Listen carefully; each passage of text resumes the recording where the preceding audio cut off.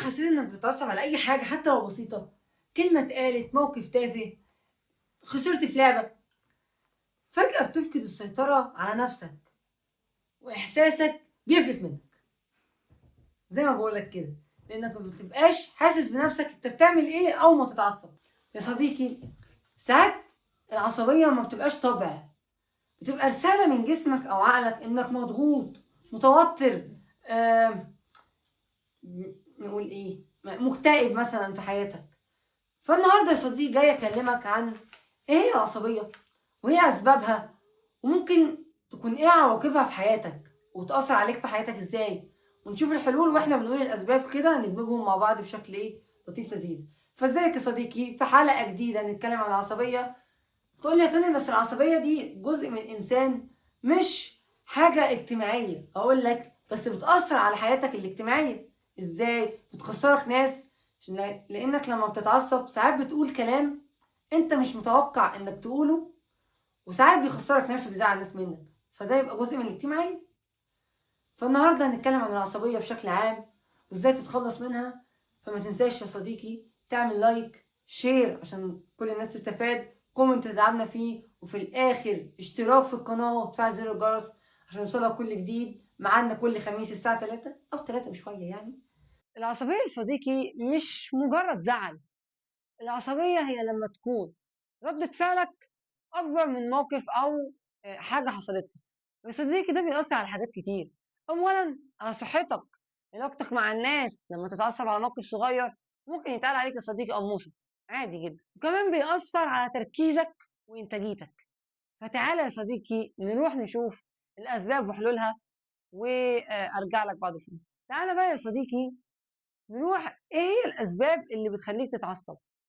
أول حاجة ضغط مستمر، دايما مضغوط في شغلك، مضغوط في دراستك، في ضغط عليك من أهلك، بتتوتر كتير، وهكذا. في برضك من الأسباب الضغط المستمر، الأوفر ثينكينج، أو اللي هو بيجي لك أفكار كتير، دايما عقلك شغال، دايما مضغوط، فكل ده بيعمل ضغط مستمر بينتج عصبية. تاني حاجة تاني حاجة إيه، نسيت يا صديقي أقول لك الحلول بتاعت أول حاجة. أول حاجة حاول تاخد الدنيا ببساطة شوية، يعني ما تكبرش المواضيع. حتى لو جات لك في دماغك إنك كبرت موضوع، هقول لك الحلول، يعني هي والحلول بتاعتها وهي بتاعت السكوت اللي هي المشكلة التانية اللي عندنا شبه بعض قوي. فهقولهم لك في النقطة التانية. يبقى النقطة التانية عندنا هي ايه؟ السكوت او الكبت. دايما حاطط الكلام جوه نفسك، ما بتطلعوش لحد، مش شرط لحد. لو قعدت مع نفسك مسكت كراسة وكتبت ايه اللي جواك، حتى لما يجيلك فكرة وحشة، ضغط، حاجة يعني نقول ايه، حاجة تخليك مضغوط اكتر او تتعصب اكتر، اكتبها. اكتبها. واحد صديقي اللي هو قاعدين ورا الكاميرا بيعمل ايه؟ بيروح يقعد على البحر.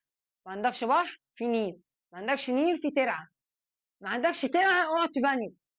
يعني اي حاجه قدامها ميه، واقعد اتكلم قدام الميه، هتلاقي نفسك استريحت.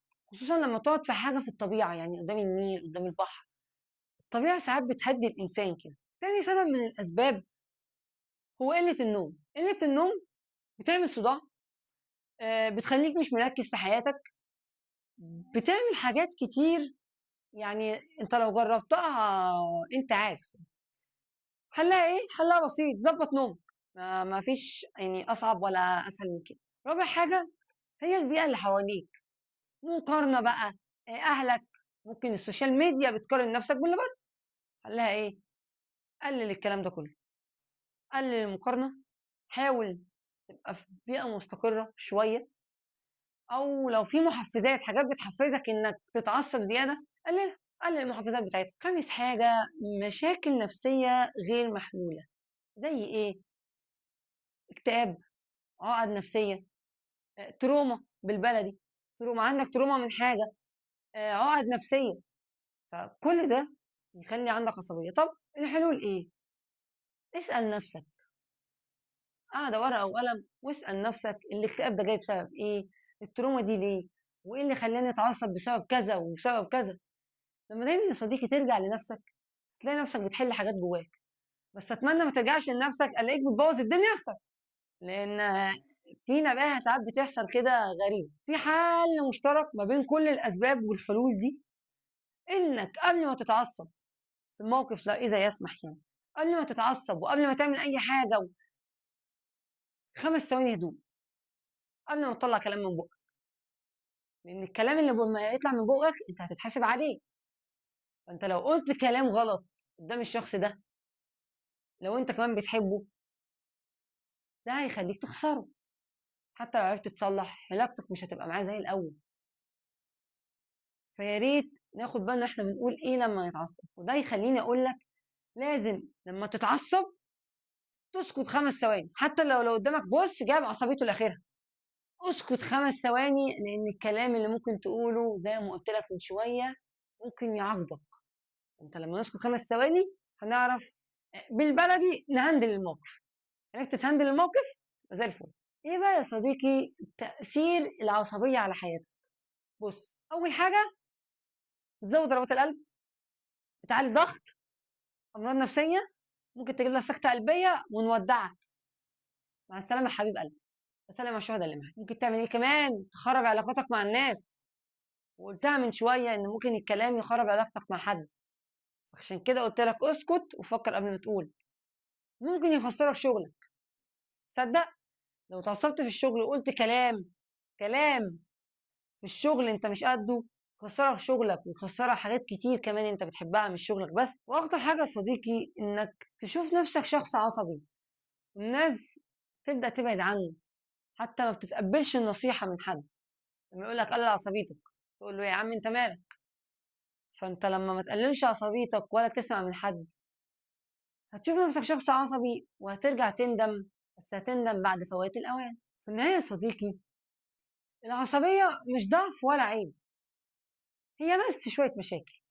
إنك أنت لو اهتميت بنفسك وبحياتك وعرفت مشاكلك فين وبتتعصب بسبب إيه، تلاقي نفسك بقيت أهدى بكتير، وهتلاقي الحاجة بقت أسهل. ليه؟ لأنك بقيت تتعامل معاها بالعقل مش بالإحساس. في النهاية يا صديقي، حابب أختم بمقولة كعادتنا: العصبية ليست ضعفا، بل صراع داخلي لم يفهم بعد. وبس كده صديقي، سلام.